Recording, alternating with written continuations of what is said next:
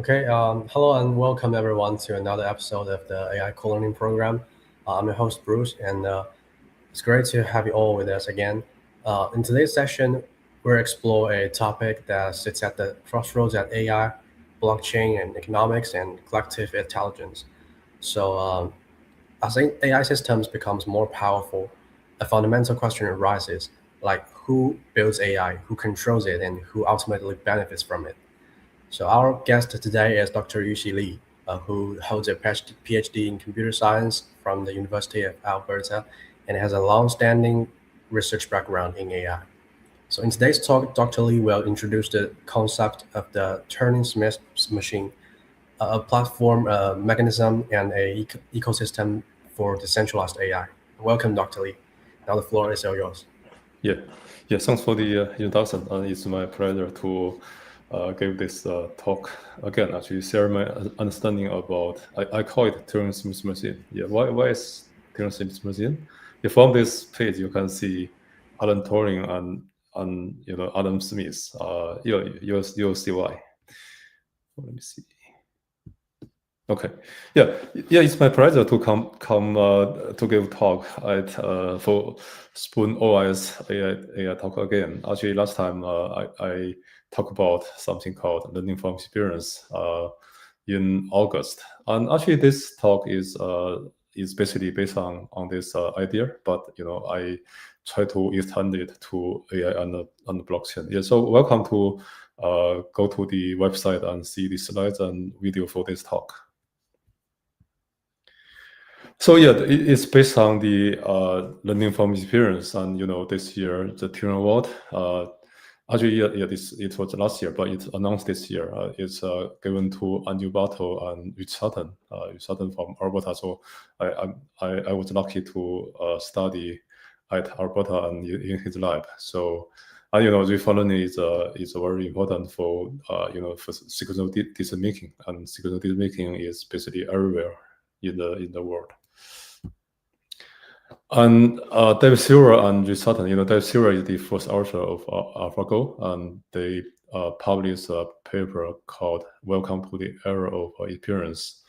Yeah, that's very important for next step of AI, and so I think probably everybody interested in AI should get familiar with this experience and probably this paper.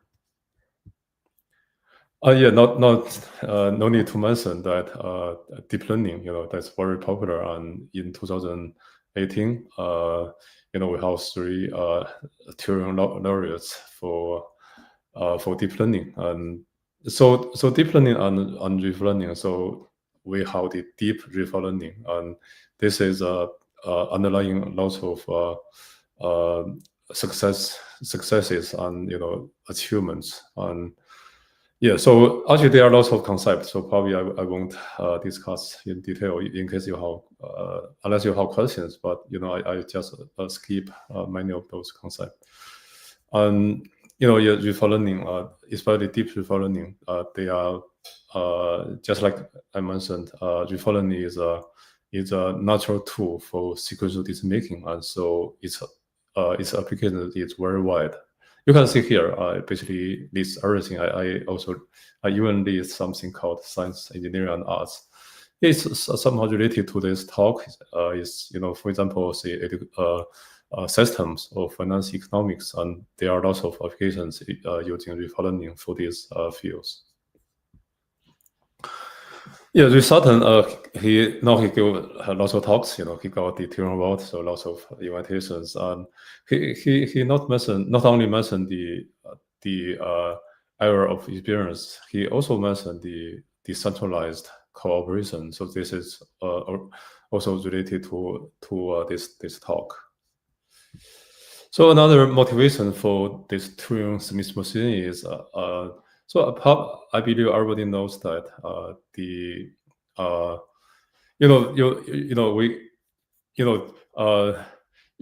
usually go to the Stack Overflow to ask questions about coding, and it's become important training data for language models. But after ChatGPT launches, we see a steep decline of number of questions on this website, this Stack Overflow website. So the problem is for those language models for further refinement, where can we get those data? Yeah, there are ways. For example, people can buy even set up company to collect those data, but there should be some natural way. But there's also have some issues like the credit assignment. So those people who answer questions, especially those excellent questions, they are good training data, but they didn't receive enough credit. And the Nobel Prize economics laureates in 2024, they talk about the for the study of how institutions are formed and affect prosperity. Yeah, actually, this is related to blockchain. Blockchain is an institution. It's some kind of institution, and blockchain can help solve this problem. So when we integrate AI and the blockchain, so this integration or synergy can address the issues between technology and the prosperity, the distribution of power and the economic resources, and the incentive and the opportunities, just like the the data, the credit assignment for the data problem. AI and blockchain is a natural solution to that. So that's why I want to talk about this, and I use that data, the answer to coding question on Stack Overflow as a motivation example. Yeah, in early September, I wrote something called Turing's machine of AI of all by all of all. Yeah, it's the talk title of this talk. So yeah, in the chapters 2 to 5, it's about this topic Turing's machine, and chapter 6 about some I call it true AI. That's my understanding of true AI. Yeah, basically I talk about this in my last talk and also in this talk. And in this document, I also talk about agents and program language models, and also gave a brief overview. Probably you know that just recently, OpenAI, they decided not to to delay the work on AI agents.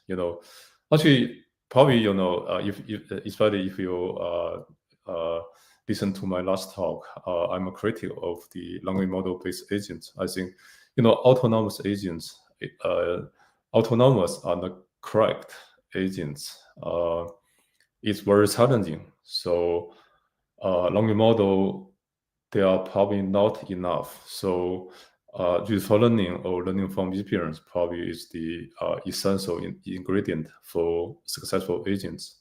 Yeah, that's the thesis of last talk and also important for this talk. Yeah, so I proposed this Turing machine. It's basically yeah. Here I present 4 clusters of modules. I call them infrastructure, decision making, application, and the marketplace. And you can see there are iterations. So we learn from experience, and so we make iterative improvement based on ground truth and also human in the loop. And the interactions may happen between any modules and the rest. Any module is an agent and the rest is the environment. So if you know for learning, you see agent environment, and they make interactions, and the incoming error for a module is the signal, and the outgoing error for a module is a decision. So this other error, is basically applied to every module in this graph. And each module can be an agent, and the rest is environment. And those modules, they are representative, but they are not exhaustive, and they may overlap, and they may even decompose. So this is basically it's abstract, it's a concept, and it's not for all the possibilities. It's just representative. So this system is open, is modular, is evolutionary, interoperable, inclusive, and cross-sourcing. And if we do it this way, probably in blockchain we have the security, decentralization, and scalability. That's pretty hard to achieve at the same time. So if we follow this way, maybe we have chances to deal with those simultaneously. Yeah, so here I put Alan Turing and Adam Smith. So from here, maybe you can see why I call them Turing Smith machine. This is basically based on both computer science and economics. That's why AI and blockchain. That's how this AI and blockchain is doing. So we try to combine computer science and economics, and especially AI and the blockchain. Okay, so AI of O by O for O. That's it has dual roles. It's one is a goal. We want the equality and the equity, and also it's a mechanism. Wisdom of crowds. If we this is by Newton. If I have seen further, is based on is by studying all the soldier of gens. So here are the gens. The crowds are gens. So we build this system based on the crowd, So people build things based on the other people. So other people are gens. So, but we can work together to make the system most successful.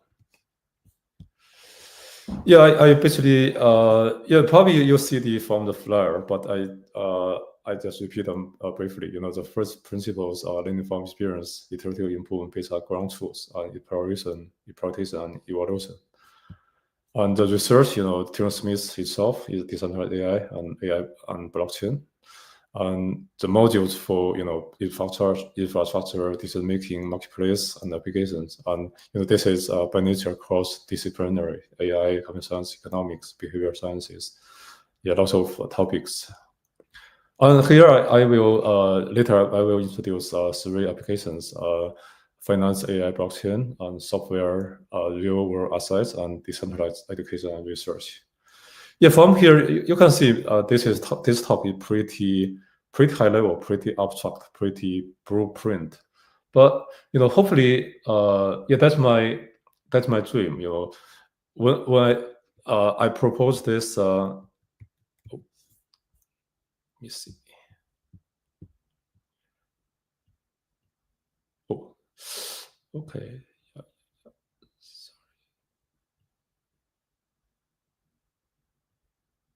Yeah, I propose this Turing Smith machine. It's not something very concrete, or I should say, is not concrete. It's pretty abstract, pretty high level. It's somehow utopian.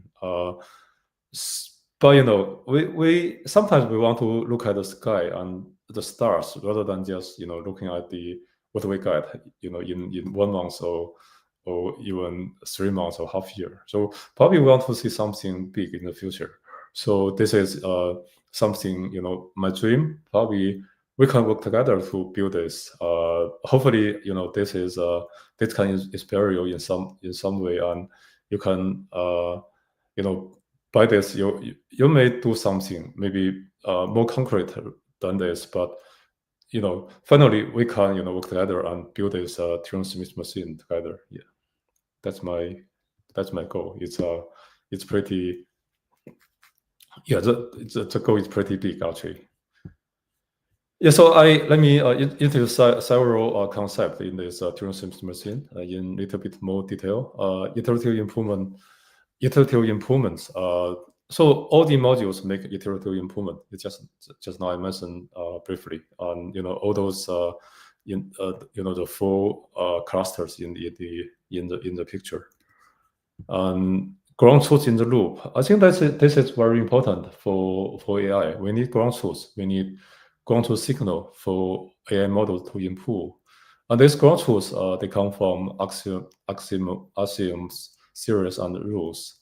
For example, for math, for code, they are theories, and for games, they are rules. And they also come from performance metrics. If those performance metrics are objective, we can rely on them. But usually, performance may be multidimensional. And for example, we consider correctness, latency, security, safety, many metrics. So we need to sync them. Maybe we need to trade off those multidimensional metrics. But we need those kinds of objective signals on, in particular, ground truth in the loop for AI model to improve. And I think this is a human in the loop. I think this is probably people do not emphasize this enough. So this is about user feedback, about human expertise. Nowadays people are talking about autonomous agents, for example, coding agents, and people try to claim they can do autonomous. But actually, if we have the requirement of both autonomy and correctness, you can see we don't see any language model agents. They satisfy both of those requirements. So that's a problem. So this statement is probably very strong, but it's probably true. Full autonomy and optimality, correctness are the basis, not achievable. Actually, this is even true for coding. We always need human in the loop, some expert, to debug, to do code review, those kinds of things. Yeah, the problem is the specification, the correct specification is very hard or even impossible. There are ambiguity of the task requirements, and especially when we describe task requirement using natural language. Natural language is ambiguous by nature, so there are problems to have a fully correct requirement or specification. And there are always attacks and defenses. They co-evolve. So we always have attacks, and we may not fully verify a code. But if we go deeper, Gödel's incomplete theory on the halting problem. If we go to this level, we can see a code and a fully autonomous coding system cannot fully guarantee correctness. And also same for math. I think math and coding, they are much easier than other problems. And so here I have this statement, this full autonomy and optimality not achievable.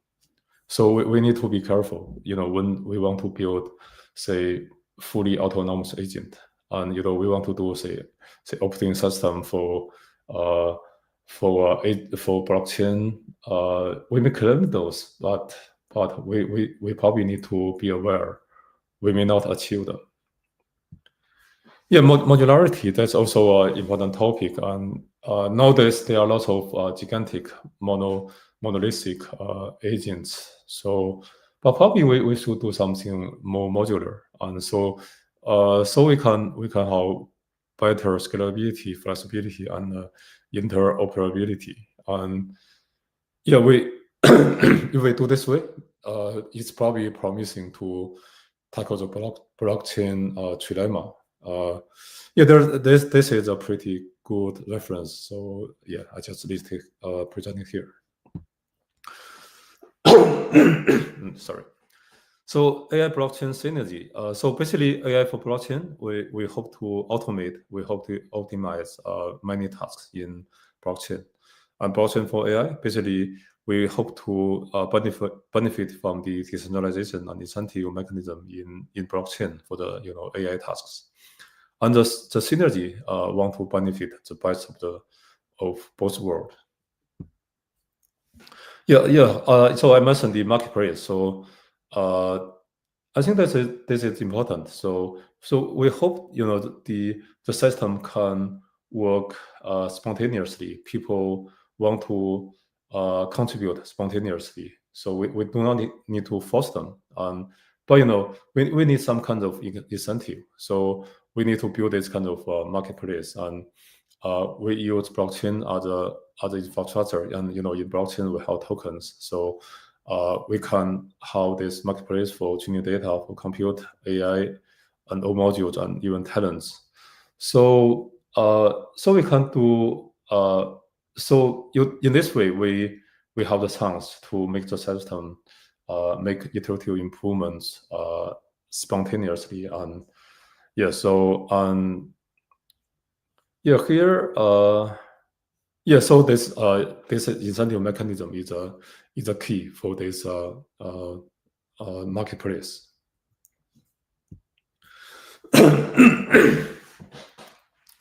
Yeah, I think in this system, this is one module in it's in for, say for AI models or for marketplace. But I highlight this evaluation. I think that's very important. It's important for say for the data quality for the AI models, and for many things, even the traditional blockchain consensus. And evaluation should be as objective as possible. For example, for AI models, we should based on the benchmarks rather than just people. Sometimes we yeah, if we have some objective way to evaluate, we try to do that. But sometimes we have to rely on people. But in this way, in these cases, we rely on people. But if we can do objective evaluation, we try to do objective evaluation. And so we hope to build good benchmarks, and hopefully maybe in a decentralized way. And this is standard in AI, but it's probably new for AI and blockchain. But so there are already some work about evaluation for AI and blockchain. But in blockchain, people usually using say voting to do say validation. But the problem is, what if the validators they are not confident enough to do the evaluation?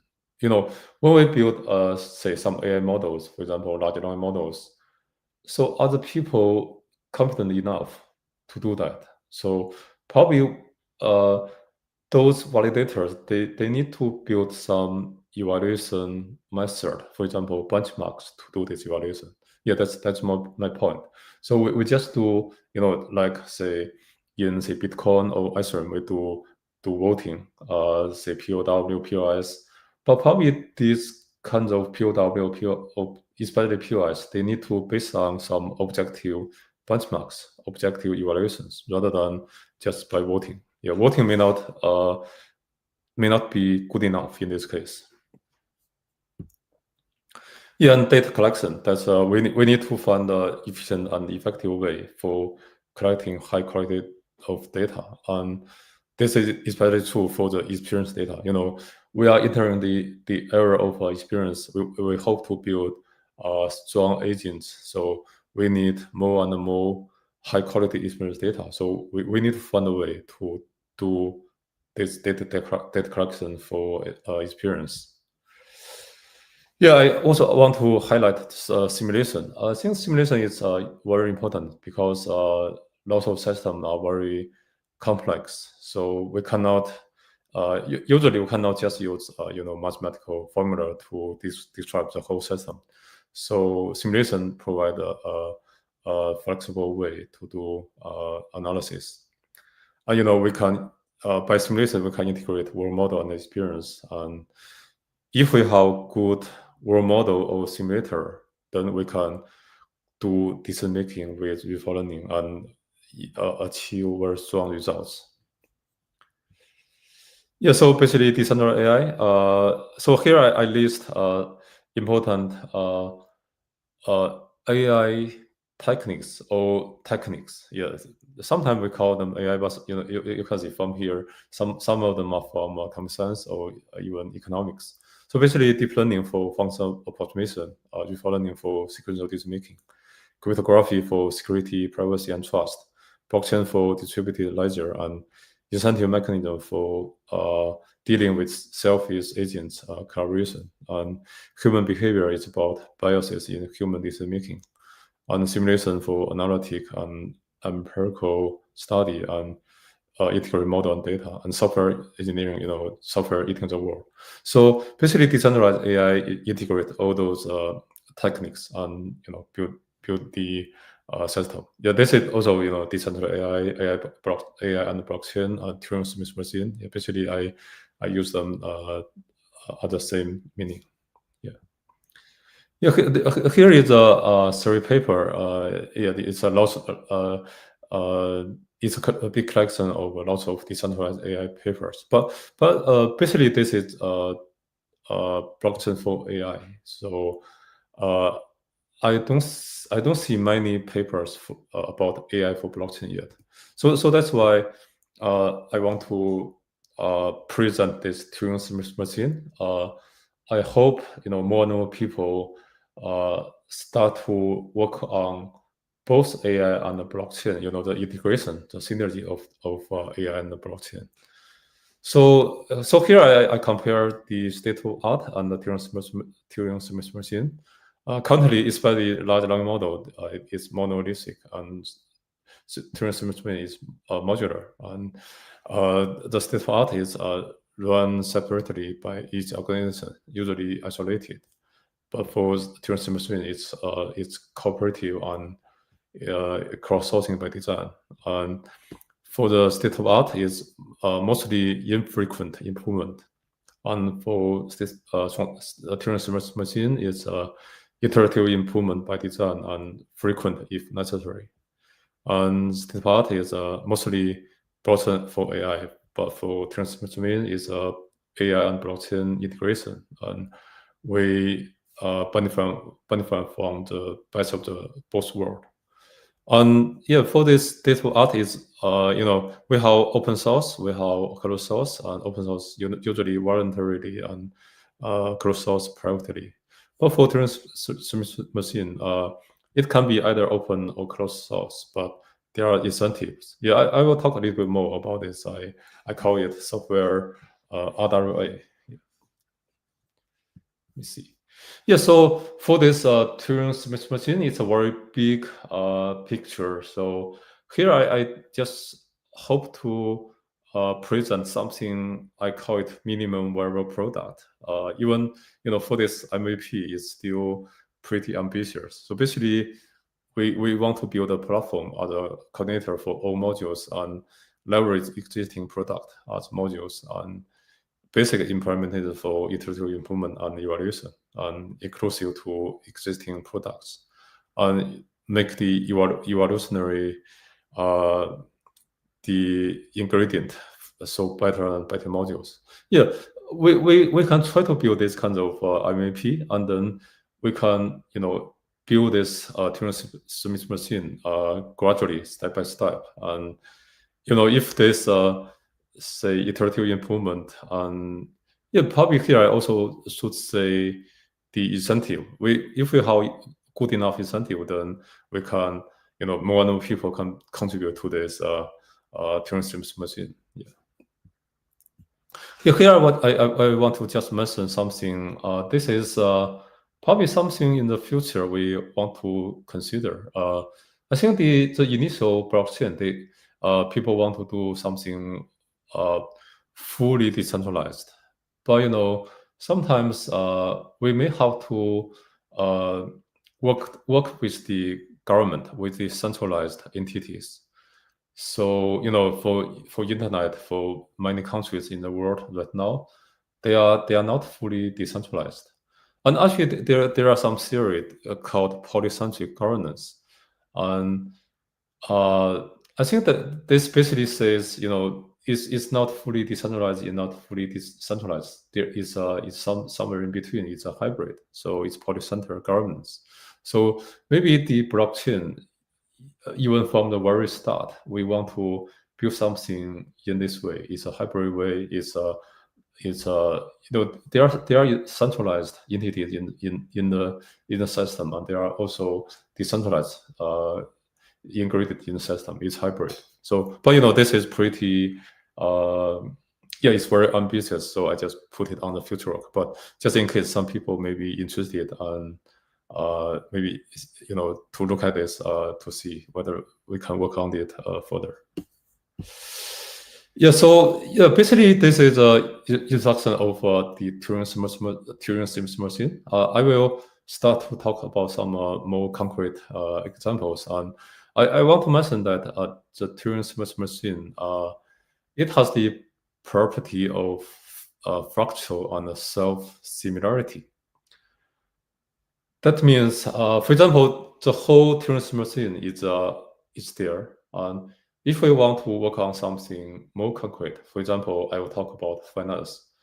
So we can build something very similar, in the conceptual wise, very similar to the idea of Turing machine. So I call it self-similar property. So, but in this way, we may focus on the problem at hand, and we may just leverage the existing system. For example, for a finance problem, maybe we do not want to modify or improve the blockchain. We just use it, and just like the current system. But we want to have the other gradient, especially the marketplace. So the system is self-similar to the Turing machine. Okay, the first application I want to talk about is I call it finance and AI and the blockchain. It's a fabulous. So so this picture is similar to that. That's why I call it self-similar. But I replace many modules here. But the principles and how it works is basically the same. Here I have data, I have a module, I have application and the marketplace. But you can, if you check those details, you can see they are basically related to they are related to finance and crypto. So but what I want to say is the Turing machine is self-similar, so we can try to build a finance, AI, and a blockchain system using some similar idea. Yeah, there are lots of work already, for economics, and basically there are say efficient market hypothesis, there are behavioral finance, and there are something called adaptive market hypothesis. The system, if you do stock trading or something, probably you know that the stock market is not fully efficient. Sometimes there are biases. So the adaptive market hypothesis try to resolve this problem. The market, the fundamental market is evolving. So I want to say here is this. I think this adaptive market is a very interesting idea, and on the conceptual level is very related to reinforcement learning. So reinforcement learning, probably they are working on something similar. Both of them are evolutionary, and so reinforcement learning may be helpful to do something in the adaptive market. That's so we may try that. Here I want to introduce. This is I call it financial world model. This is but you can see this is looks very similar, but I customized these modules, clusters of modules to financial world model. And if we have a financial world model, so this financial world model is about the integration of AI, of real world data and experience, and financial economics and behavioral models. We try to integrate those things, and we build a financial world model. And if we have this financial world model, we have good financial world model. This can facilitate superhuman decisions with useful learning. Ideally, it will work as the same way as in AlphaGo. AlphaGo is very strong, right? AlphaGo is already superhuman. No one can beat AlphaGo anymore for the chess, Go, those games. But hopefully we want to build some system so as strong as AlphaGo. So world model is probably a very good, very important ingredient for this. Yeah. So if we have this financial world model, then we can use algorithm like deep learning to do decision making, and we can have very strong strategies for trading, investing, speculation, arbitrage, those things. Yeah. Yeah, this basically, it's an integration of experience and model, and not only data, not only model. It's an integration, and yeah, to make it more uh, abstract, it's a empiricism and a rationalism, and yeah, this is a sound and solid uh, grounding and agency. To achieve this grounding and agency, this is very important. Yeah. Yeah, this is by Sutton. It's actually this is I think it's in 2020. Yeah, this is 2022. Yeah, by Sutton. And in finance there are lots of models, but the agent-based modeling or simulation is very promising, and it can lose relax lots of assumptions by the strong assumptions or unrealistic assumptions in the uh, finance or economics models. So these assumptions are not realistic. We need to relax them. And simulation is a way. Oh, why it go automatically? I don't know what happened, but okay. Yeah, simulation. Ooh. Yeah, there is a paper. It's called simulation intelligence. But that's a simulation is a very old topic. Lots of people are talking about this for a long time. And this paper, I think, is a nice one. It's talking about how to integrate AI and simulation. So they call simulation intelligence. Yeah.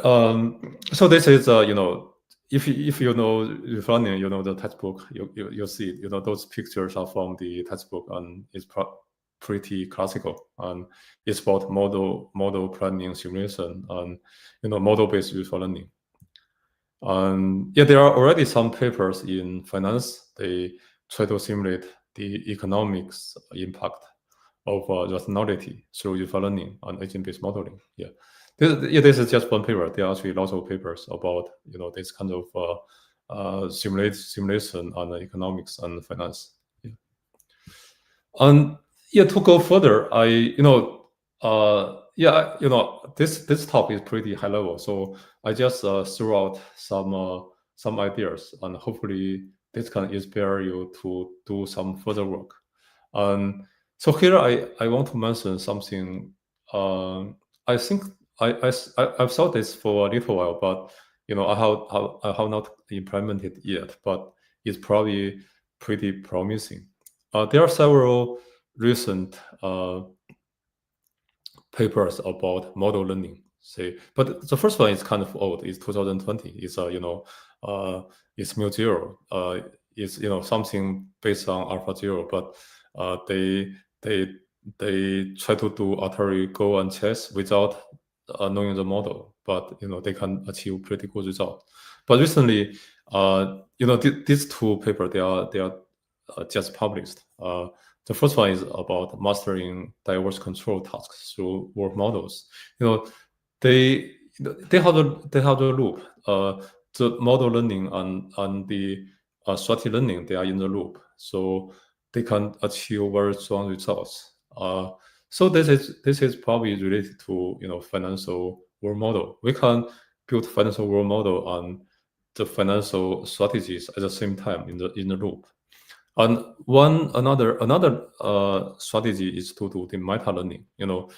Uh, During the process of learning a good learning algorithm, we can try to do a meta learning way. And so this paper is a good reference. So basically, I list those, I present those papers, and these are probably helpful for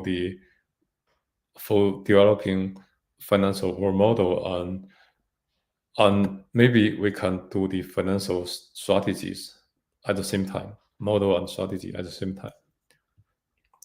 And so why we want to do world model? So it's related to several big topics in AI. Yeah, one is system one, system two. It's about cognition, psychology, and it's also about causality. This is very important. I think one of the biggest issue of the current AI, especially large language model, is especially still correlation, is not causation.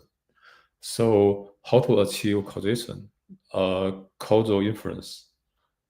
Our model is an important gradient for this. So when we have this ingredient of our model, we can reason about like intervention, like counterfactual, not only association. So we need a world model to do this.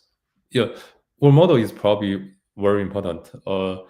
But these are open questions. But based on our current understanding, world model is important for this.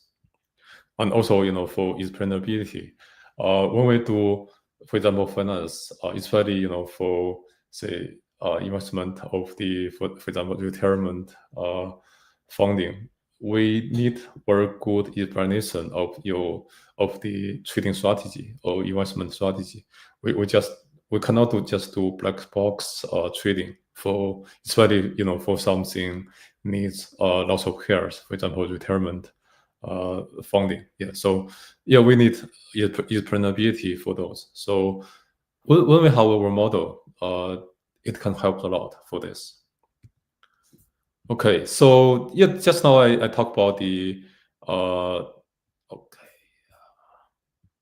the finance.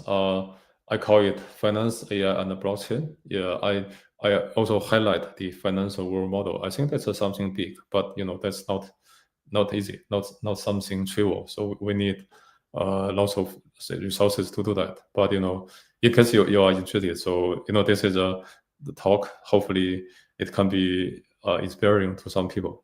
And yeah. Yeah, next I want to talk about I call it software real world asset AWS. It's a hot topic these days, but I think this is also related. So we have open source, we have closed source, and I propose this software RWA. And for the cost, open source is free basically, and closed source expensive. And for software RWAs, we can make it pretty low, the cost pretty low. So we use some tokens, but it's a cross-sourcing, and the price can be pretty low. But the quality, the open source, there's usually no guarantee. For closed source, usually high quality. But for the software other way, we can try to guarantee high quality. But we can have some mechanism. But if the software other way, the quality is not high, then people will not choose it, right? So it need to be a good software for people to use it. Yeah, so yeah, I should mention this. So for the software other way, we reward contributions. When you build API, you upload to a system, and you got some tokens. And when people call your API, they pay you some tokens. So reward contribution and pay for consumptions. And by this way, people will be incentivized to do spontaneous contribution and spontaneous iterative improvement. Since if you have a good model, you have a better model, people will use it. And the better model, the more people use it. And so you are incentivized to improve it. And by this cross-sourcing way, the cost can be negligible for common functions, and also we don't need to invent wheels all the time by our companies. So the good thing is you just consider, for example, for a hedge fund, right? For hedge fund, lots of things you need to build in-house from scratch. But if we have this kind of software other way, we have lots of common functions there, and you just need to pay a little bit to call those functions.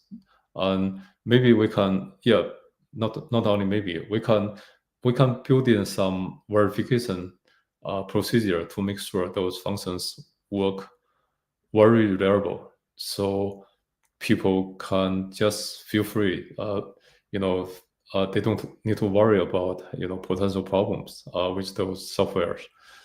So we can try to make the cost low and quality high at the same time by this system.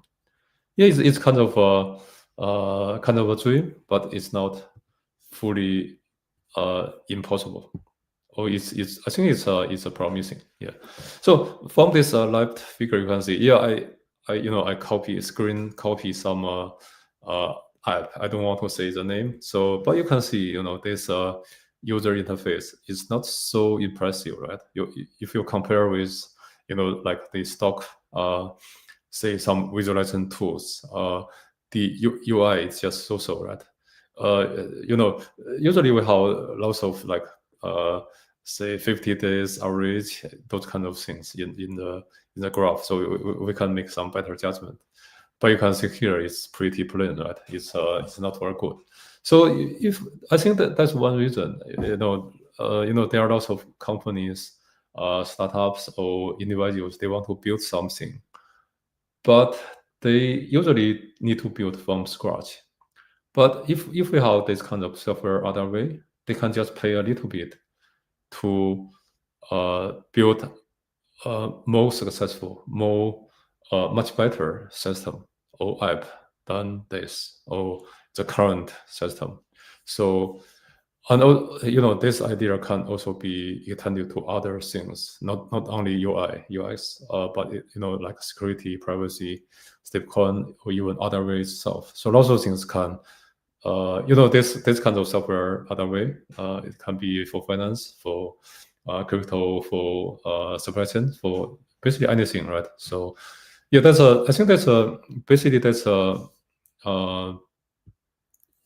it's the third category of software. It's not comparing with open source and closed source. But this can be built based on the Turing machine idea, and yeah, that's one application. Yeah, here I want to mention that just now I highlight the finance, and I mentioned this software other way, but I just want to mention briefly that poker program.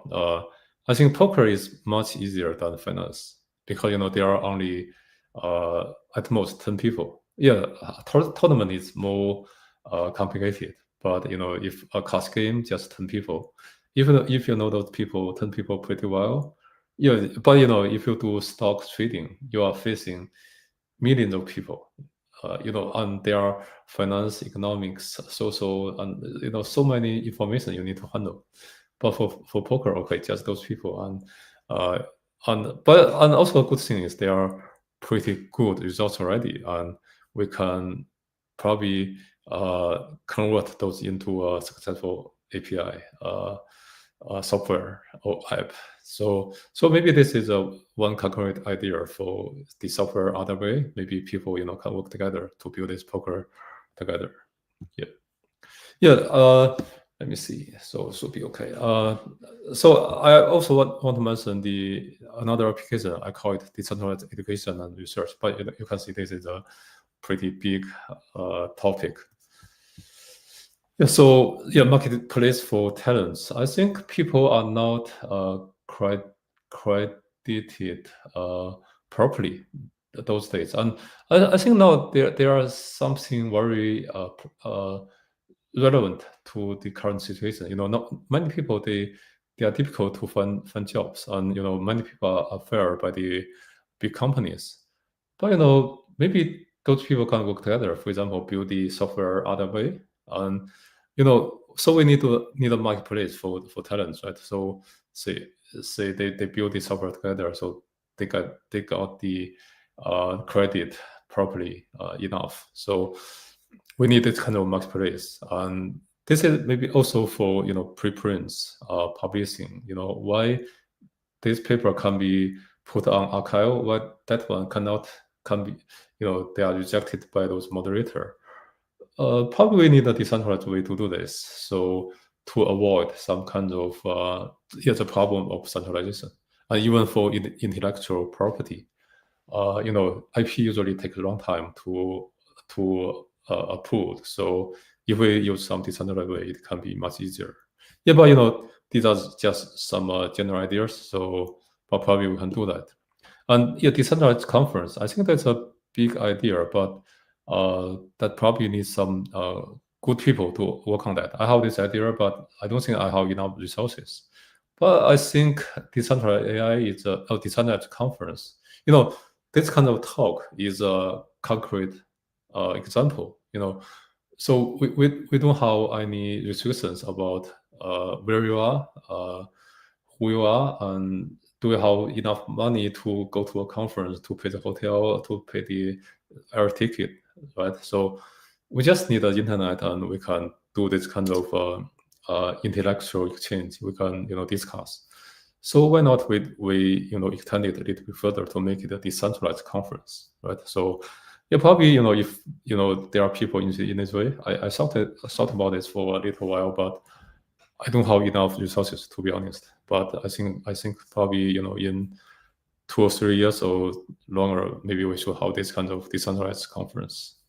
Yeah, so I have a dream, decentralized AI institute. So people help people, and so this decentralized AI institute, people do not need to go to some centralized location to do research. We can have this kind of decentralized AI institute. So there are two ways. There are two meanings. One is decentralized AI, is AI and blockchain. The underlying is this, but also it's not centralized. So yeah, we try to build a research institute using this decentralized AI idea. Okay, so yeah, brief summary. So AI for all, by all for all, and learning from experience, iterative improvement based on ground truth. So we hope to build AlphaGo-like AI blockchain, and is modularity for scalability, flexibility, and interoperability.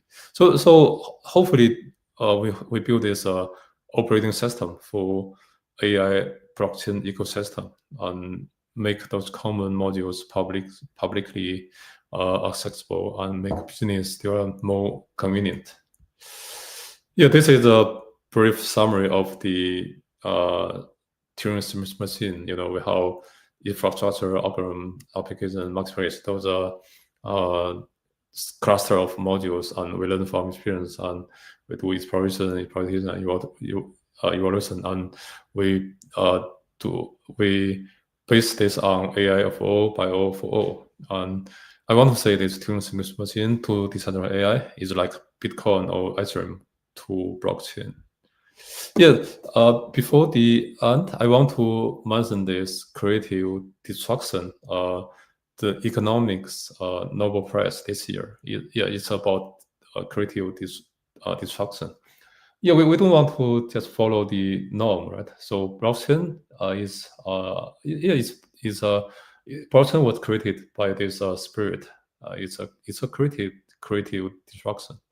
So probably we want to do Turing-Smith machine. We want to follow this spirit of creative destruction.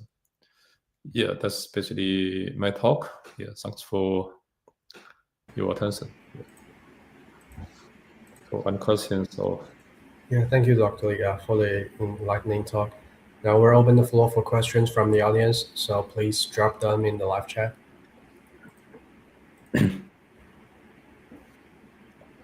Yeah. So we had the first question here. From can the you first see that again, principles, or? how is Turing-Smith machine fundamentally different from Web2 AI systems? Okay, let me go back. I think it's a Web3, it's blockchain. So so I want to say is I hope to combine these together, not just blockchain. Basically, most blockchain today, they don't have AI. So I think the most important thing is I hope to make AI, native to this blockchain. And I think there's one important thing is incentive.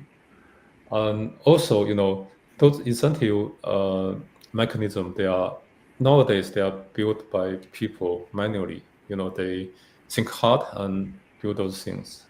Uh, so so for this Turing machine, we hope AI can help to build to design tokenomics by AI and automatically and optimally. Yeah, that's a yeah. So lots of things we can use AI, even say consensus protocol, even like so POW, POS, although those things we can even use AI to find something new, something more say robust, more efficient. Yeah. So yeah, I think you mentioned that you we hope to fully integrate AI into the system. Yeah. Okay, great. Okay, the next question we have here is in a decentralized AI and blockchain system, who defines the ground truth for learning, and how do you prevent strategic agents from manipulating it? Yeah, if we have the true ground truth, Mhm. then that's ground truth. So people cannot change it. For example, say, yeah, a simple example is for a game like chess or Go, right? So the win is a win, the loss is a loss. We cannot change it. Um, so this is about the quality of signal, right? So for some problems, maybe we don't have this kind of luxury. So we need to analyze case by case. Yeah. So for problem with objective uh, data or signal or metrics, we can sure, but for some problems we need to have some deeper analysis, whether this is ground truth or close ground truth or even manipulated by say adversaries. Yeah. Okay, thank you. Okay, the last question we have here is how does Turing Smith machine handle misalignment between local learning and global incentives? Yeah. How does transmission machine? Oh, sorry. Yeah, how does it handle misalignment between local learning and global incentives? Okay, okay. So how does it handle the misalignment of local learning and a global incentive, right? Yes. Okay, I think this is a good question. But just like I mentioned, this is a very blueprint idea, and probably we built some kind of model at first. We try to align the uh, local model and the global incentive. But the system itself is a through a evolutionary process. So we may not have this alignment algorithms perfectly at the very start. But if we have a good design, say marketplace incentive, and if we have good enough people, a group of good people to contribute to this system, so we can gradually improve this alignment software system. So finally, we can have a very strong or even fully aligned. But I want to emphasize that this system won't be perfect from the start. Even it will never be perfect, but it will follow a evolutionary process. And if we have a good incentive mechanism, uh, so there will be uh, enough people to make contributions to improve the system, and in particular for this alignment problem. Yeah. Okay, thank you. Yeah, I think that brings us to the end of today's session.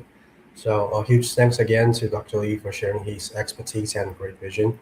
We'll share the replay and slides on our community channel, so stay connected and don't miss the next episode of the AI co-learning program. Yeah, see you guys.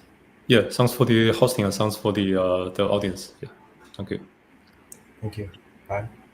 Yeah. Bye.